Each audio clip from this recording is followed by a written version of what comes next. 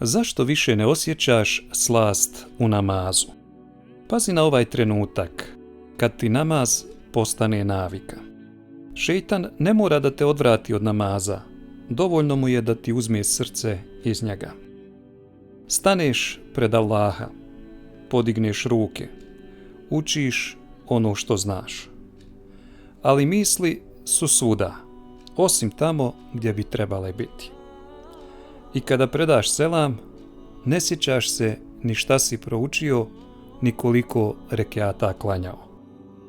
Tvoje tijelo je bilo u namazu, ali gdje je bilo tvoje srce? Jer namaz nije samo nekoliko pokreta koje tijelo ponovi, niti ono što usne uče. To je trenutak u kojem stojiš pred svojim gospodarom.